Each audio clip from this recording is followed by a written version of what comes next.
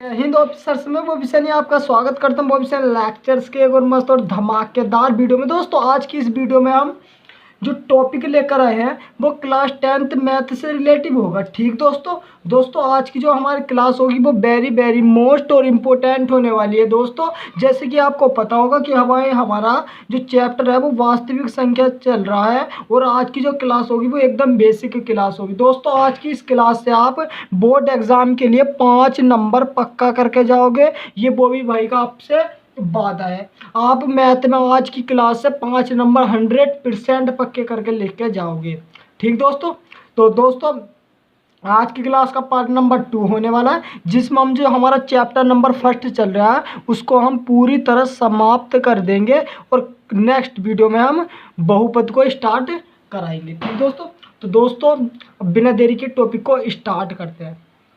दोस्तों आज का जो हमारा पार्ट नंबर, जैसे कि आपको पता हो और थंबनेल देखकर आपको पता भी चल गया होगा कि आज का जो हमारा पार्ट नंबर वो 2 होने वाला है। और जैसे कि आपको पता है कि जब हमारा पार्ट नंबर 2 होगा तो उसके अंतर्गत आपको बहुपद के बारे में बताया जाएगा, परंतु आज की तो क्लास वास्तविक संख्या से रिलेटिव है। तो दोस्तों बिना देरी के हम टॉपिक को स्टार्ट कर देंगे। दोस्तों सबसे पहले आपको हेडिंग डालना है अपरिमेय संख्याओं का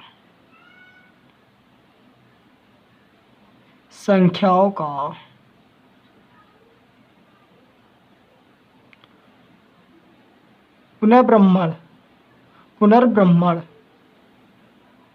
ठीक दोस्तों, आपको ये हेडिंग डालना है कि अपरिमेय संख्याओं का पुनर्ब्रह्मण। मतलब क्या गाइस, मतलब क्या कि अपरिमेय संख्याओं का पुनर्ब्रह्मण, यानी कि अपरिमेय संख्याओं का हम पुनर्ब्रह्मण करेंगे। अब मैं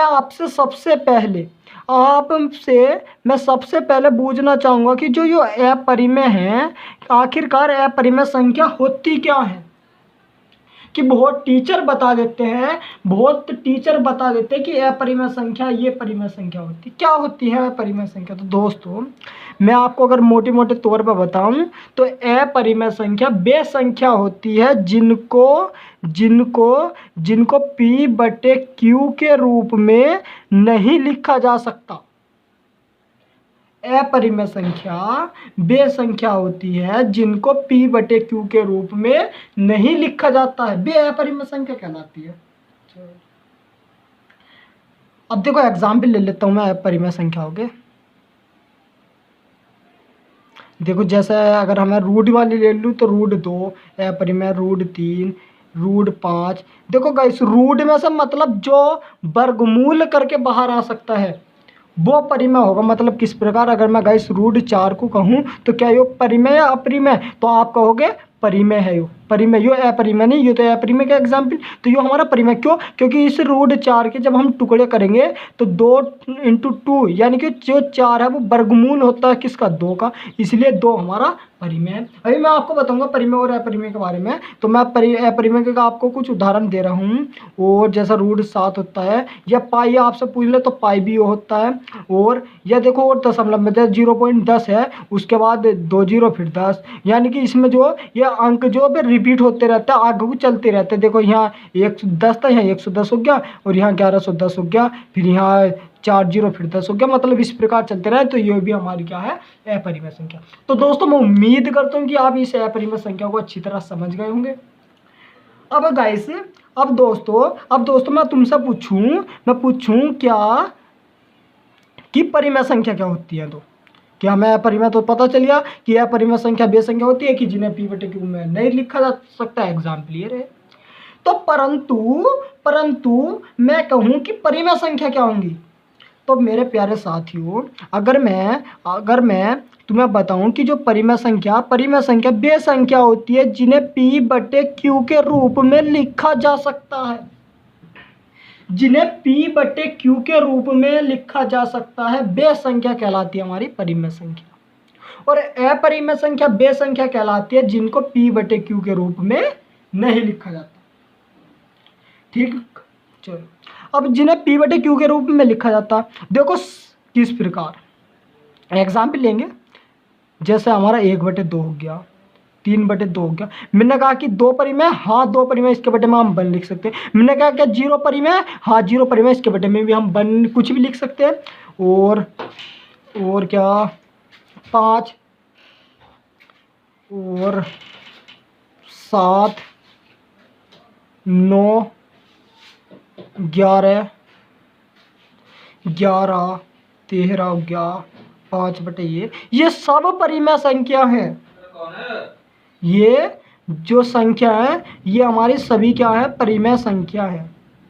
तो दोस्तों मैं उम्मीद करता हूँ कि आप परिमेय और अपरिमेय संख्या को अच्छी तरह समझ गए होंगे। ठीक दोस्तों, चलो अब दोस्तों जैसा कि मैंने आपको वीडियो को टॉपिक को स्टार्ट करने पहले बता देता है कि जो आज की क्लास होगी, आज की क्लास से आप अपने बोर्ड एग्जाम के लिए लगभग 5 नंबर पक्के करके जाओगे। तो अब मैं आपको बेट टॉपिक बता देता हूँ कि आखिरकार आप 5 नंबर में कहाँ से पक्के करके जाओगे। तो दोस्तों देखो, जैसे प्रश्न नंबर में पहला आपको बता देता हूँ, इसी प्रकार के प्रश्न आपको इस प्रश्नावली 2.2 में भी देखने को मिलेंगे। जैसा हमें गाइस प्रश्न देते हैं कि सिद्ध कीजिए कि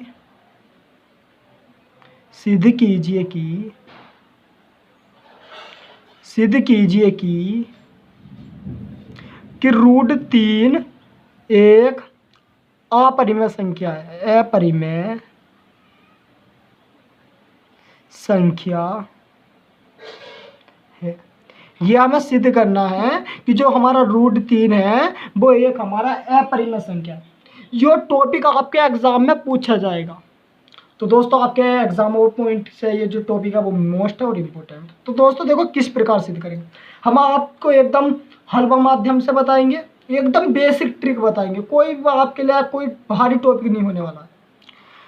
तो देखो दोस्तों हम इसमें क्या करेंगे, देखो सबसे पहले हम मान लेंगे अपने आप से कि माना जो हमारा √3 है, √3 एक परिमेय संख्या है।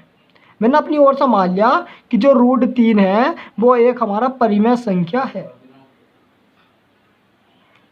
ठीक दोस्तों, अपनी ओर से मान लिया कि मैंने मान लिया कि तुम्हारे जेब में तो 5 रुपये हैं और देखा तो जेब खाली। तो ऐसे मतलब मैंने मान लिया कि जो रूट है वो √3 एक परिमेय संख्या। चलो अब जब √3 एक परिमेय संख्या होगी तो ये P/Q के बराबर होगी। मतलब परिमेय बराबर परिमेय के। मान लो मेरे पास 10 रुपये है तो 10 रुपये को मैं 5 + 5 भी तो लिख सकता हूँ, बिल्कुल लिख सकता हूँ। तो ठीक इसी प्रकार जो ये √3 होगा ये P/Q के भी बराबर होगा। जहाँ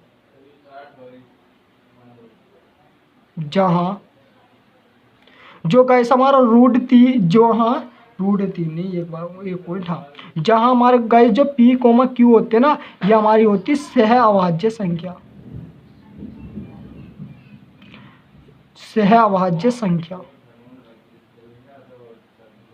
क्या कि जहाँ P/Q होती सह अभाज्य संख्या। अब मैं अगर आपसे पूछूं कि सह अभाज्य संख्या क्या होती है, तो क्या आप बता सकते हो कि सह अभाज्य संख्या क्या होती है? 1 मिनट, हाँ चलो। तो अगर मैं पूछूं आपसे कि आखिरकार सह अभाज्य संख्या क्या होती है, तो क्या आप बता सकते हो कि सह अभाज्य संख्या भैया ये होती है? तो सह अभाज्य संख्या वे संख्या होती है जिन संख्या से कोई कॉमन पार्ट ना लिया जा सके। जैसे 1, 2 ले लिया मैंने, तो क्या इनमें से 1 के अलावा कुछ कॉमन है? नहीं है। मगर मैंने क्या करा, मैंने 4 और 5 ले लिया, तो क्या इन दोनों में से कुछ कॉमन है? नहीं है। अगर मैंने गाइस 2, 4 ले लिया, क्या इनमें से कॉमन है? हाँ, इसमें से तो गाइस 2 कॉमन आ रहा। तो ये 2 कॉमन अगर आ रहा है तो ये हमारी जो वो सह अभाज्य संख्या नहीं होने की, कॉमन नहीं आना चाहिए, केवल 1 के अलावा कुछ कॉमन आना ही नहीं चाहिए, तो वे संख्या होगी सह अभाज्य। ठीक दोस्तों, जहाँ P/Q जो वे हमारी सह अभाज्य संख्या होती है। अब देखो आपको इतना टॉपिक क्लियर हो चुका है कि माना जो √3 वो परिमेय संख्या, परिमेय होगी तो P/Q के बराबर रखी जाए। अब मैं यहाँ से क्या करता हूँ कि दोनों पक्षों का वर्ग कर देता हूँ, दोनों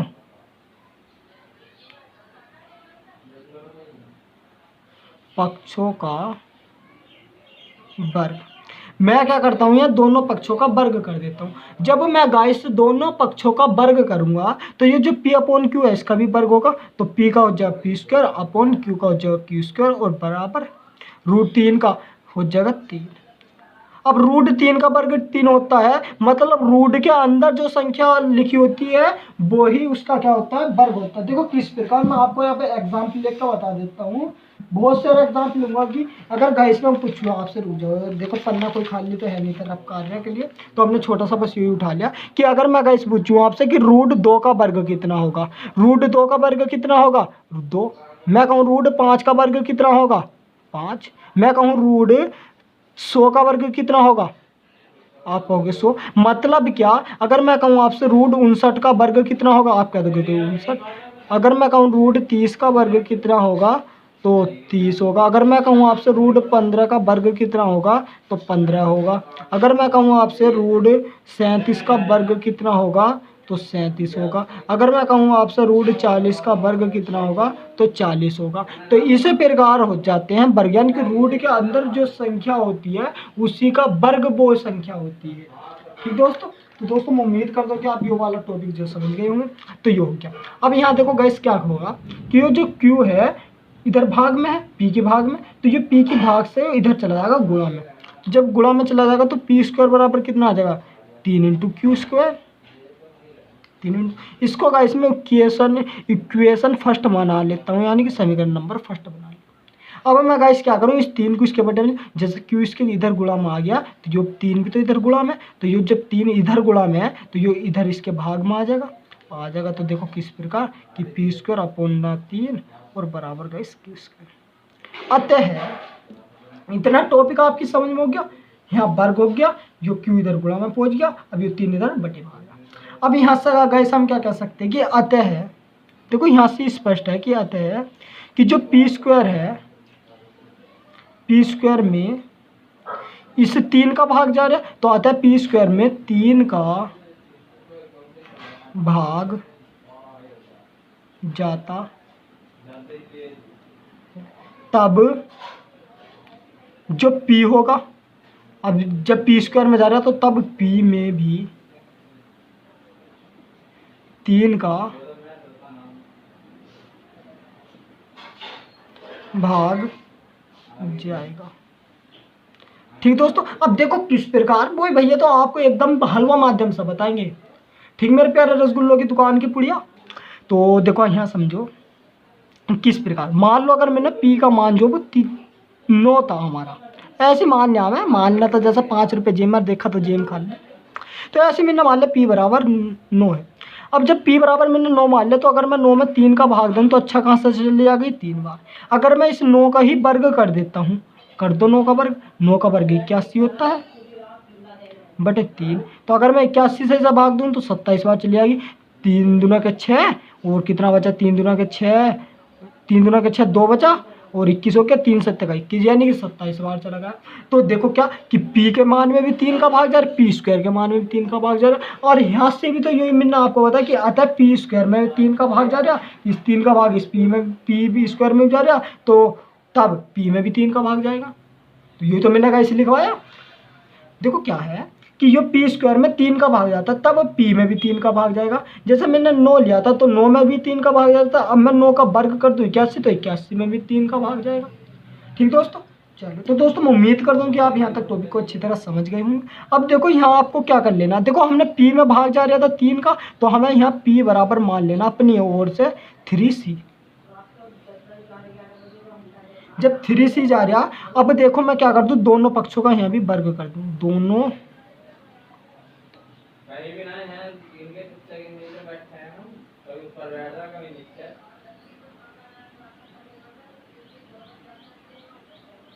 अब मैं क्या कर दूँ, दोनों पक्षों का वर्ग कर दूँ। अगर मैं गाइस यहाँ से दोनों पक्षों का वर्ग कर दूँ तो पी स्क्वायर बराबर 3 का वर्ग कितना होता है, कमेंट सेक्शन में अभी लिख के बता दीजिए, 9 इंटू सी का वर्ग सी स्क्वायर। अब गाइस मैं यहाँ से क्या करता हूँ, समीकरण नंबर 1 से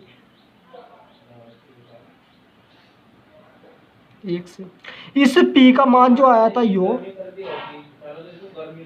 मैं यहाँ को रख देता हूँ, कितना था गाइस, 3 इंटू क्यू स्क्वायर, तो रख दो 3 इंटू क्यू स्क्वायर और बराबर 9 गुणा सी स्क्वायर। ठीक दोस्तों, अब इसको 9 को मैं क्या यहाँ बटे में ले आता हूँ, ये जो हमारा 9 इधर गुणा में है इसको मैं इधर बटे में ले आऊँगा तो ये इसके बटे में आ जाएगा। तो 3 गुणा क्यू स्क्वायर अपोन 9 और बराबर सी स्क्वायर। ठीक दोस्तों, अब ये क्या होगा, इस 3 से ये 9 कट जाता है 3 बार। जब ये कट जाएगा तो गाइस हमारा सी इक्वल कितना बचा, ऊपर क्यू स्क्वायर और अपोन नीचे 3। तो फिर वही वाली कंडीशन बन गई, और जब जो कंडीशन बन गई तो फिर वही लाइन लिख दो क्या कि अतः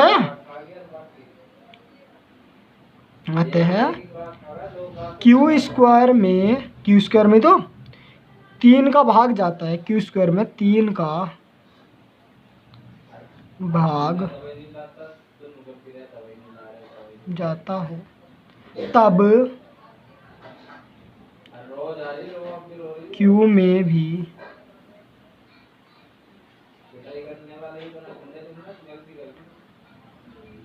भाग जाएगा। वही क्यू बराबर 9 मान लो तो 9 में भी 3 का भाग जाएगा, और 9 का वर्ग 81 तो 81 में भी 3 का वर्ग जाएगा।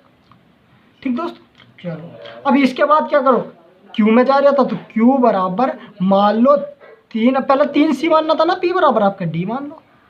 अब क्यू बराबर 3 डी तो यहाँ मानना था, और पी बराबर 3 सी तो हमने यहाँ मानना था। तो अगर मैं इन दोनों में को देखूँ गौर से तो इन दोनों में क्या कॉमन पार्ट है, मतलब गाइस मैं यहाँ से अगर पी कोमा क्यू करता हूँ तो देखो क्या 3D और कोमा 3C कोमा 3D हो जाएगा। तो क्या इनमें कॉमन पार्ट है, क्या इनमें कॉमन पार्ट है, आप कह दोगे कि हाँ इनमें 3 कॉमन पार्ट है, और जो कि हमारा 3 कॉमन होना नहीं चाहिए था। अब जब 3 कॉमन आ गया तो हम यहाँ से क्या लिख देंगे कि अतः यह विरोधाभास की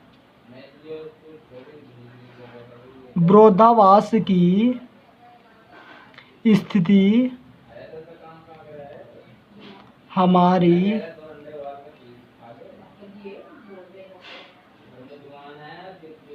हमारी गलत कल्पना के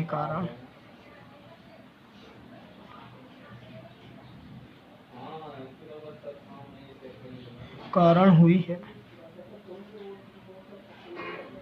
अतः यह विरोधाभास की स्थिति हमारी गलत कल्पना के कारण हुई है कि जो हमने ऊपर मानना था कि √3 परिमेय नहीं बल्कि अपरिमेय संख्या है, अपरिमेय संख्या। ठीक दोस्तों, मैं उम्मीद करता हूँ कि आप इस टॉपिक को अच्छी तरह समझ गए होंगे।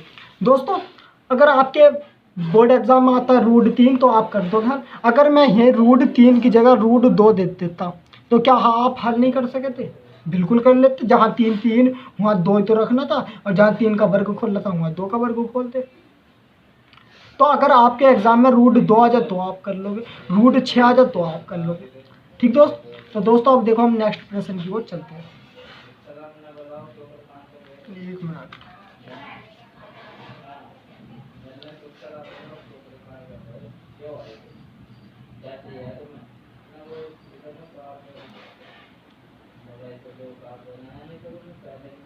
जैसे हमें दे दिया आपके कि सिद्ध कीजिए कि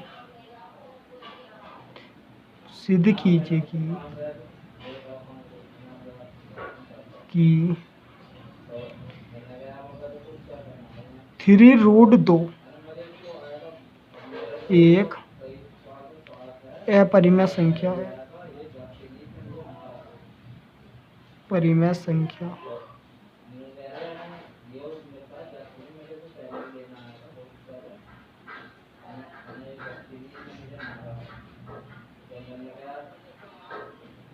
ठीक, जो हमें सिद्ध करना है कि 3√2 एक अपरिमेय संख्या।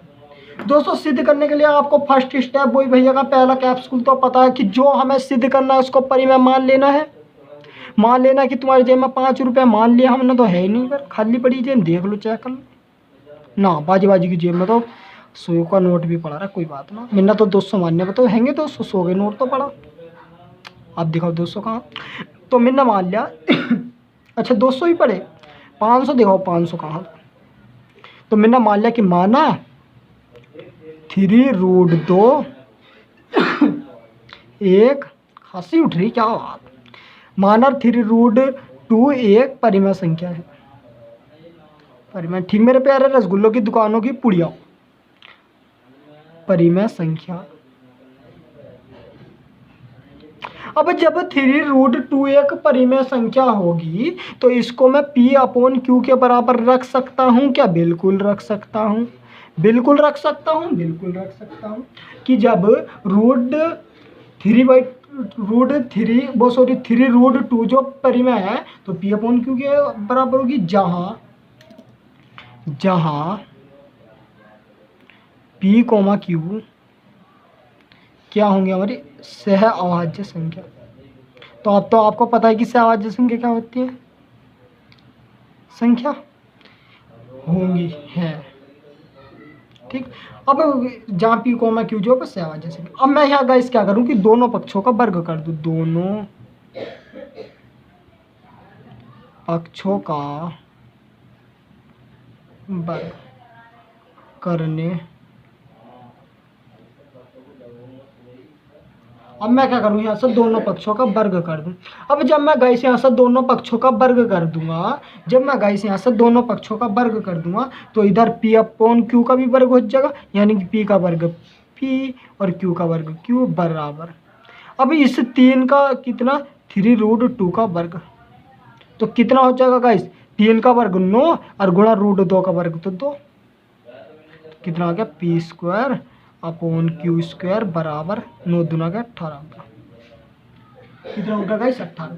अब यहाँ से क्या करो गाइस, अब यो जो है यो जो है इस Q² को इधर ले आओ गुणा में, ले आओ तो गाइस ले आओ गुणा में, तो P² बराबर 18 × Q²।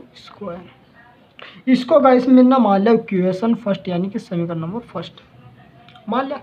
अब क्या करना है आपको, इस 18 को नीचे ले आओ तो कितना हो जाएगा इस P²/18 वो बराबर Q²। तो अतः यो कंडीशन जब बन जाए तो लिख दो, अतः P² में 18 का भाग जाता, अतः P² में 18 का भाग जाता है, तब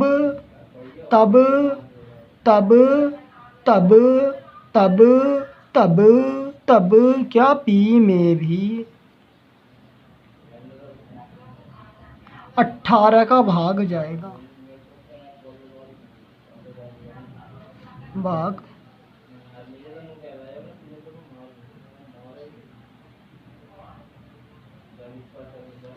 तब 18 में भी क्या, तब P में भी 18 का भाग जाएगा। अब जब 18 में P का भाग जाएगा तो हमने P और 18 था, तो हमें यहाँ से क्या कर लेना कि P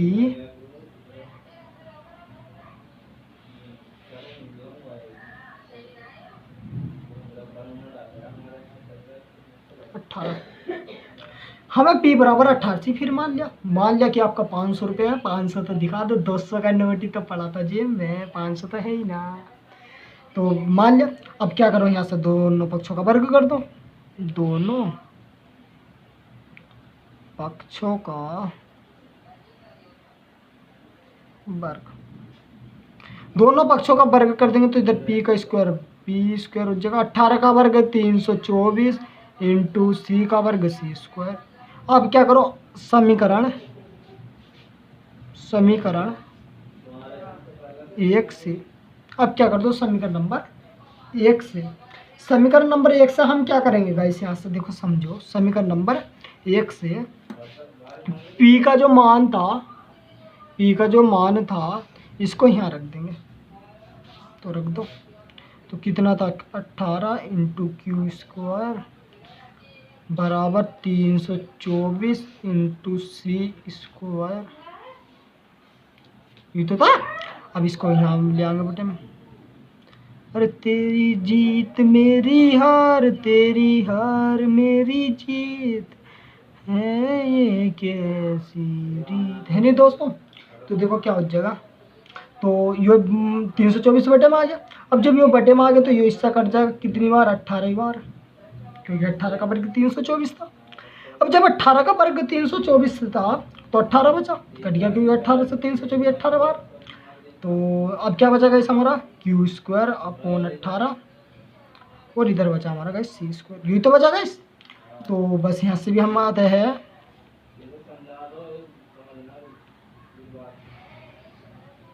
क्यू स्क्वायर में 18 का जाता तब क्यू में भी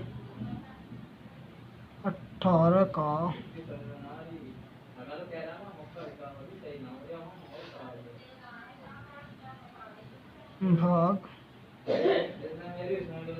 जाएगा। कि अतः क्यू स्क्वायर में 18 का भाग जाता है तो क्यू में भी तो 18 का भाग जाएगा, बिल्कुल जाएगा। अरे तेरी जीत और मेरी जीत, तेरी हार मेरी हार, है ऐसा बचपन का प्यार, है नहीं दोस्तों। तो बचपन का प्यार होना चाहिए दोस्तों। तो जब क्यू स्क्वायर में 18 का भाग जा रहा है तो क्यू में भी तो 18 का भाग जाएगा।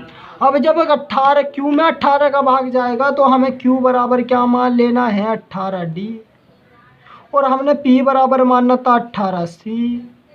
अगर मैं यहाँ से P कोमा Q करता हूँ तो आप क्या कहोगे कि 18C coma 18D, 18C coma 18D कहूँगा तो कॉमन क्या आ जाएगा, 18 आ जाएगा ना गाइस। अब जब कॉमन पार्ट हमारा 18 आ गया तो क्या ये दोनों संख्या अभाज्य होंगी, सहअभाज्य संख्या होंगी, नहीं होंगी। अब जब दोनों संख्या ही सहअभाज्य नहीं संख्या नहीं होगी तो हमारा 3√2 क्या परिमेय होगा, नहीं होने का, अपरिमेय होगा। तो बस यहाँ से क्या लिख देंगे कि अतः यह विरोधाभास की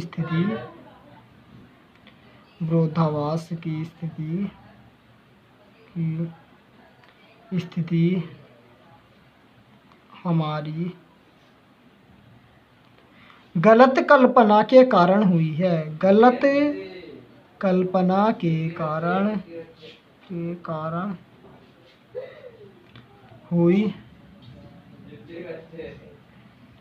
कि अतः 3√2 एक परिमेय नहीं बल्कि अपरिमेय संख्या है, अपरिमेय संख्या। तो दोस्तों मैं उम्मीद करता हूँ कि आप इस प्रश्न को भी अच्छी तरह समझ गए होंगे। ठीक दोस्तों, तो दोस्तों अब नेक्स्ट प्रश्न की ओर चलते हैं। अब दोस्तों देखो, नेक्स्ट प्रश्न को स्टार्ट करने से पहले अगर अभी तक आपने हमारे वीडियो को लाइक, चैनल को सब्सक्राइब, वीडियो को शेयर वगैरह ना किया तो अवश्य कर ले। ठीक दोस्तों, तो दोस्तों देखो नेक्स्ट प्रश्न की ओर चलते हैं। एक मिनट गाइस, हाँ अब हम नेक्स्ट प्रश्न की ओर चलते हैं। अरे तेरी हार मेरी हार तेरी, है नहीं दोस्तों। तो देखो नेक्स्ट प्रश्न हमें क्या दे रखा, मान लो ठीक प्यारे रसगुल्लों की दुकान की पुड़ियों। तो मेरे प्यारे रसगुल्लों, मेरे प्यारे दोस्तों, मेरे प्यारे भाइयों, अभी चैनल को इसी वक्त सब्सक्राइब करके वीडियो को लाइक शेयर अवश्य कर दें, क्योंकि अब नेक्स्ट टॉपिक को स्टार्ट करते हैं। कि अगर हमसे कहा जाए कि सिद्ध कीजिए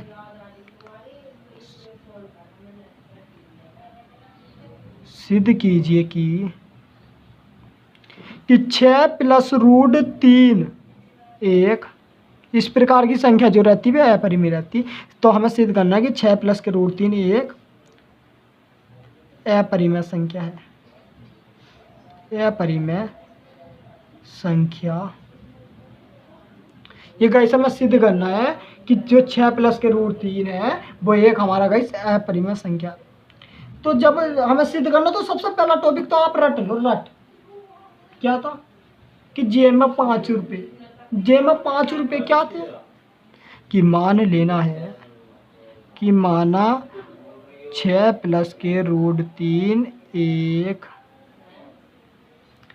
परिमेय संख्या है, परिमेय संख्या है, परिमेय है या परिमेय संख्या। चलो संख्या छूट गया, कोई बात ना, आप खुद से भी लिख देना। तो मान लिया हमने जो 6 प्लस रूट 3 है वो परिमेय है। अब जब परिमेय है तो P अपॉन क्यू के बराबर तो लिखा जाएगा ना, P अपॉन क्यू बराबर रूट 6 प्लस, जहाँ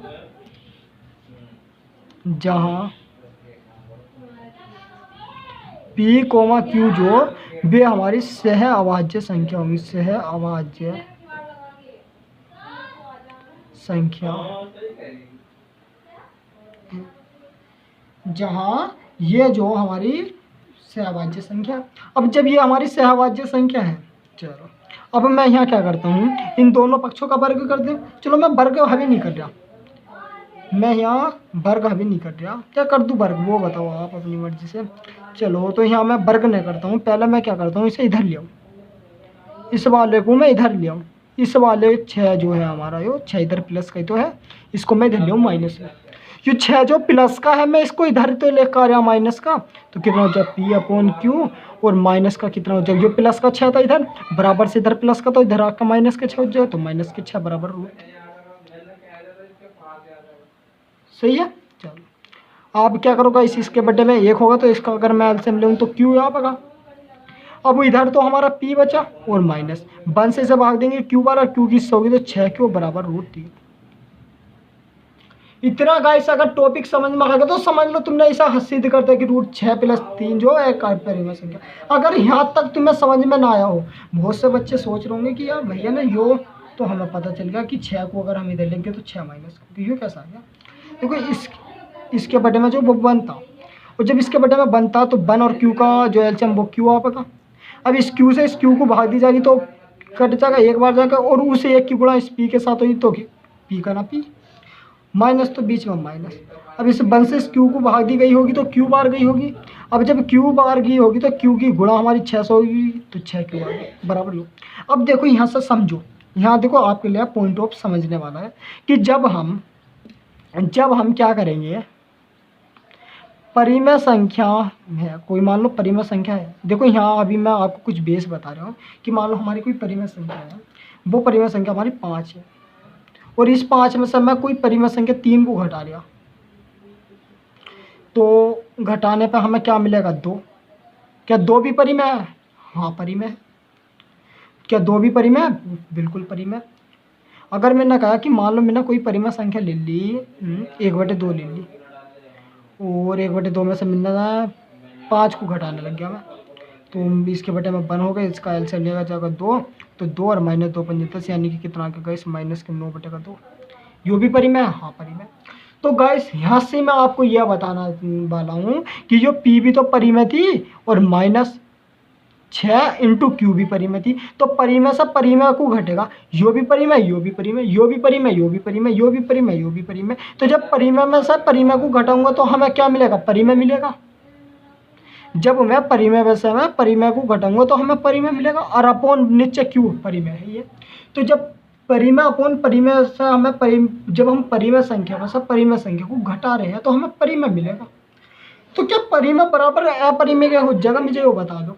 क्या अगर मैं कहूँ आपसे कि मेरे पास तो 10 रुपये हैं, और तुम इन 10 रुपये को तुम 15 रुपये कहोगे कि तेरे पे तो 15, पर जब 10 होंगे तो 10 ही तो होंगे। तो ठीक इसी प्रकार जब परिमेय है यो वाला भाग, यो P परिमेय तो यो Q भी परिमेय, तो परिमेय से परिमेय को घटाऊंगा तो परिमेय। इस वीडियो बीच में कट गई थी तो मुझे पता भी नहीं चला, तो दोस्तों मैं इस हिसाब से हाथ जोड़ कर माफ़ी मांगता हूँ। मैं इसको आपको एक बार बारीकी से फिर से बता देता हूँ। तो दोस्तों देखो क्या था कि जब हम परिमेय, यो वाला भाग तो पूरा परिमेय था, यो अपरिमेय, तो जब यो वाला भाग तो परिमेय, यो अपरिमेय, यो वाला भाग था परिमेय, यो वाला P minus 6Q upon Q यो परिमेय, और यो हमारा 3 रूट 3 यो अपरिमेय। तो क्या परिमेय बराबर अपरिमेय के हो जाएगा, नहीं होने का। और जब परिमेय बराबर अपरिमेय के नहीं होने का, जब परिमेय बराबर अपरिमेय के नहीं होने का, तो क्या ये दोनों यो कथन सत्य होगा, नहीं होने का। तो बस लिख दोगे कि आप कि अतः यह विरोधाभास की स्थिति हमारी गलत कल्पना के कारण हुई है कि जो हमारा 6 प्लस रूट 3 था वो परिमेय नहीं बल्कि अपरिमेय है। मैंने आपको इसका रीज़न बताया कि अगर मैं परिमेय से परिमेय को घटाऊंगा तो परिमेय मिलेगा, परिमेय से परिमेय को घटाऊंगा तो परिमेय मिलेगा। और अपरिमेय से है, देखो अपरिमेय √3 और हमने √2 ले लिया, तो यो हमें अपरिमेय तो मिला इतना भाग, तो अपरिमेय से अपरिमेय को घटाऊंगा तो अपरिमेय मिलेगा। तो इसी प्रकार यहाँ परिमेय से परिमेय को घटाया जा रहा है तो परिमेय मिलेगा, और यहाँ तो खाली अपरिमेय, तो परिमेय बराबर अपरिमेय के नहीं होने का, तो यो क्या दोनों बराबर हो जाएंगे नहीं होने के। तो आपको बस यही लिख देना कि आता है यह विरोधाभास की स्थिति हमारी गलत कल्पना के कारण हुई है कि जो हमारा 6 + √3 है वो परिमेय नहीं बल्कि अपरिमेय। तो दोस्तों मैं उम्मीद करता हूँ कि आप इस प्रश्न को अच्छी तरह समझ गए होंगे। अब देखो नेक्स्ट प्रश्न की ओर चलते हैं, जो कि आज की क्लास का प्रश्न नंबर लास्ट होने वाला। इसी वो पॉइंट पे लिया जाएगा कि अगर हमें सिद्ध करना पड़े, देखो मैं आपका हिंदी नहीं लिख रहा, कि सिद्ध करना पड़े हमें, या लिख दूँ कि सिद्ध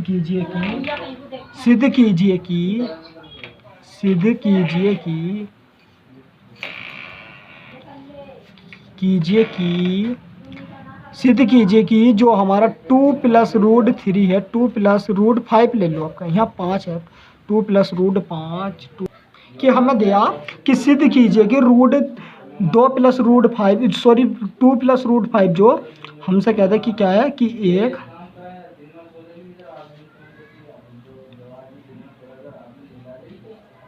अपरिमेय संख्या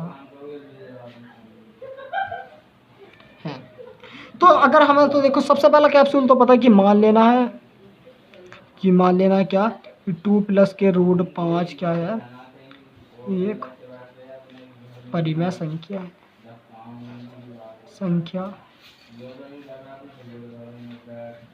अब जब हमने मान लिया कि परिमेय संख्या, तो ये परिमेय के बराबर होगा, यानी कि P/Q के बराबर होगा √2 + √5। अब इसे हम इधर लेके तो P माइनस के उस जगह, तो P/Q बराबर -2 = √5।